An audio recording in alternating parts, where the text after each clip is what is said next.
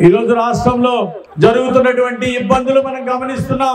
ఆనాడు అన్న NT Ramarao Telugu Desam party పెట్టినాక, ఎన్టీఆర్ పార్టీ పెట్టినాక బీసీలకు ఎంతో ప్రాధాన్యత ఇచ్చారు, రాజకీయ ప్రాధాన్యత ఇచ్చారు, సామాజికంగా గుర్తింపించారు, ఆర్థికంగా అభివృద్ధిలో ముందుకు నడిపించారు. అన్న ఎన్టీ రామారావు గారిని మీ అందరికీ నేను గుర్తు చేస్తున్నా. అలాగే మంత్రి పదవులు ఇచ్చి ప్రాధాన్యత ఇచ్చి గౌరవించింది తెలుగుదేశం పార్టీ. ఆనాడు అన్న ఎన్టీ రామారావు గారు బీసీలకు రిజర్వేషన్లు ఇచ్చి స్థానిక సంస్థల్లో సర్పంచులు, ఎంపీటీసీలు, జడ్పీటీసీలు, జిల్లా పరిషత్ చైర్మన్ల దాకా 24% రిజర్వేషన్లు ఇచ్చినటువంటి ఘనత అన్న ఎన్టీ రామారావు గారికి దక్కింది. ఒకసారి చప్పట్లు కొట్టి మొదట రిజర్వేషన్లు ఇచ్చిన మన అన్నయ్య ఎన్టీఆర్ ని గుర్తుంచుకోవాలని మీ అందరికి మనం చేస్తున్నాం.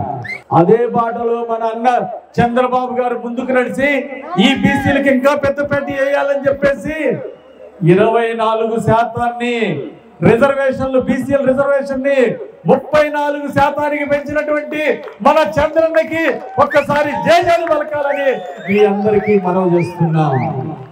చంద్రబాబు నాయుడు గారు 24% రిజర్వేషన్లు కల్పించిన చంద్రబాబు గారిని అభినందిస్తూ దాన్ని 10% పెంచి చంద్రబాబు నాయుడు గారు 34% బీసీలకు రిజర్వేషన్లు పెంచి బీసీల హృదయంలో స్థానం సంపాదించుకున్నాడు. రాష్ట్రంలో బీసీలకి మేలు చేశారని మీ అందరికి మనవి చేస్తారు. ఈ దుర్మార్గుడు జగన్మోహన్ రెడ్డి, ఈ జగన్మోహన్ రెడ్డి ప్రభుత్వం వచ్చినాక 34% రిజర్వేషన్లు ఇస్తే చంద్రబాబు గారు దాన్ని 34% నుండి 10% తగ్గించాడు, 24% చేశాడు.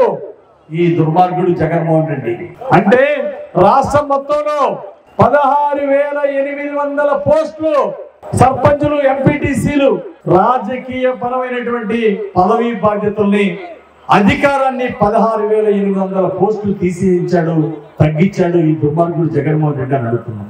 బీసీలకు అండగా ఉన్నటువంటి చంద్రబాబు నాయుడు గారు 36,000 కోట్ల రూపాయలు బీసీ సప్లాన్లో ఖర్చు పెట్టిన నాయకుడు చంద్రబాబు నాయుడు గారు.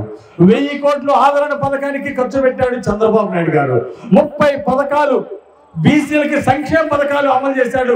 చంద్రన్న పెళ్లి కానుక, అలాగే అనేక చంద్రన్న బీమా లాంటి పథకాలు, అలాగే ఆదరణ పథకాలు, ఇట్లా బీసీలకి కార్పొరేషన్ రుణాలు ఇచ్చి చంద్రబాబు నాయుడు గారు ఎంతో ప్రోత్సహించిన విషయాన్ని మీకు గుర్తు చేస్తున్నా.